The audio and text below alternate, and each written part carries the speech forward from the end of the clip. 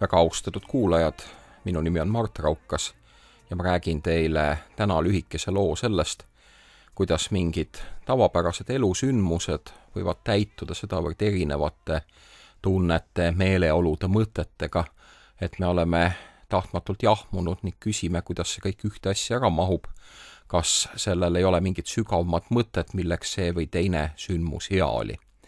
Asjades eesmärgipärasuse otsimine ei ole ehk kaasajal kõige trendikam mõtteviis, kuid sel on olnud austamisväärne koht teistel aegadel ning teistes kultuurides.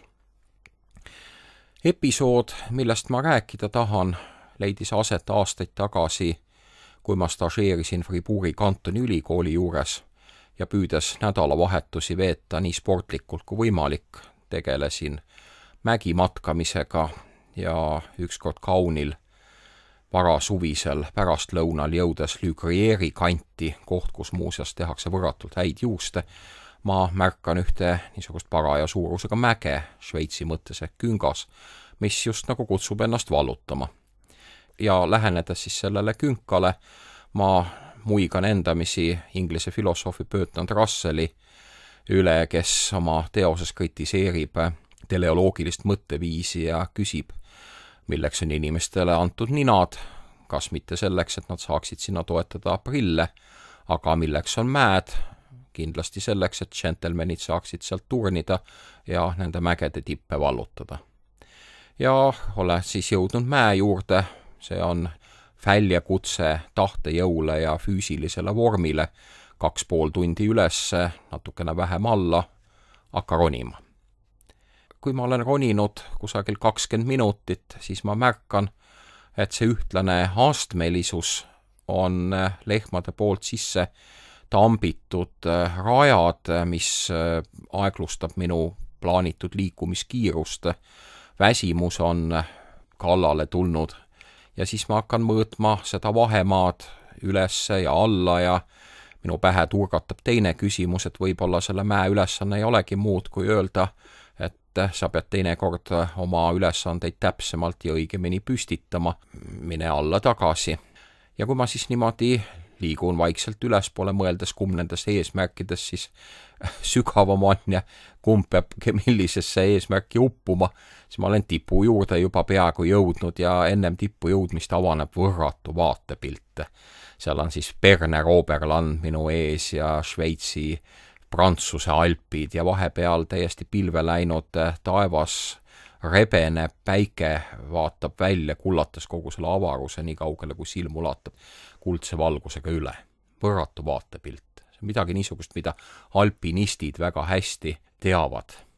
Ja kui ma seal siis seisan täis võidurõõmu ja naudingut ja imetlust selle situatsiooni üle, siis jõuab minu kõrvu ebameeldiv ja ähvardav heli, püüdes leida seda allikat. Ma näen suurt koera, kes altpoolt sööstab minu poole ülesse. Üks ainus pilk kõrvale veenab, et mul ei ole kusagile peitu pugeda ega millegi otsa ronida. Ma pean nüüd võitlusesse asuma. Mul oli kaasas matkakepp, rohkem seltsiline kui tõhus abimees ja kogu oma teatraalsust kokku võttes siis raputan seda koera poole, tõepoolest loom jääb hetkeks seisma, aga ainult selleks, et veelgi suurema hooga minu poole üles tormata, täis ilmset kavatsust, mida seal looduskaunis punktis lõhki rebida. Mida teha? Peab taktikat muutma. Mis on see õppetund, mida see sündmus mulle tänase päeva jooksul anda tahab, kui ma sellest eluga pääsen? Kas Herakles, mõtlen endamisi, ei võitnud mea lõvi mitte jõu, vaid kavalusega, pööran koerale selja, istun maha ja asetan aeglaselt kepi enda kõrvale. Kuulen, kuidas ühel hetkel hakkab kostma juba sammude müdinat, siis hingeldamist ja jääkülm koon surutakse mulle kuklasse. See oli kaunis kohutav hetk, aeg just nagu peatus, silme ees läks pimedaks. Õnneks lahenes kõik hästi, tegemist oli targa karjakoeraga, kes tuli uurima, mida võõrad tema aladel teevad ja kas ma ei kujuta ohtu tema lehmadele. kui ma olin positiivset muljet endast turgutanud veel loomale pähe patsutamisega, siis ta lahkus saba liputades ja võtsin minagi oma asjad ja jõu kokku ja liikusin alla. Teekond alla oli täidetud erilaadsete mõtete ja niisuguse hingelise segadusega, kuidas see kõik mingit tervikut moodustab ja mis on selle tänase päeva õpetuslik sisu.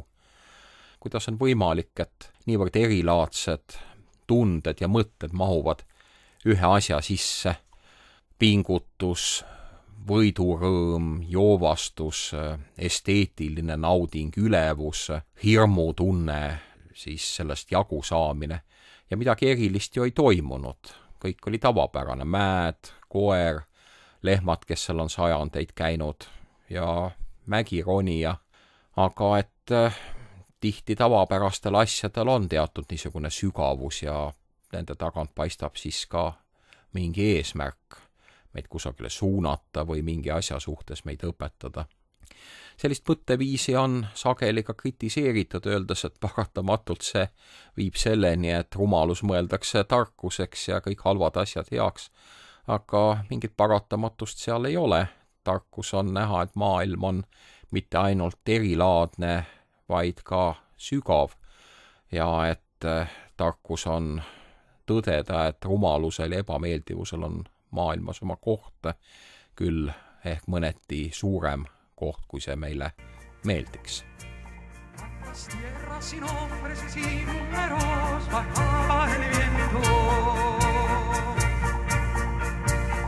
Desde otros dominios caía la lluvia y los celestes y el Dios de los altares impregnados envolvía las flores y las vidas.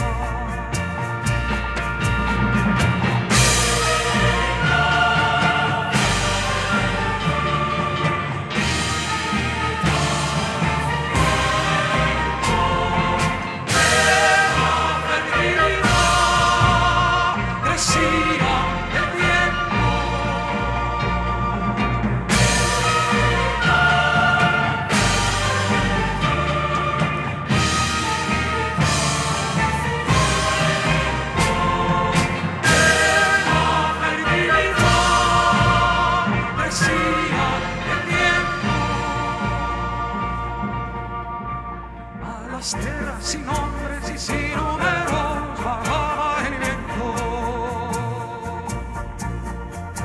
Desde otros dominios caía la lluvia y los celestes y el Dios de los altares impregnados envolvía las flores y las vidas.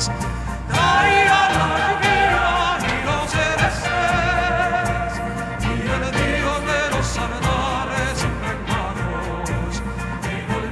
las flores y las vidas.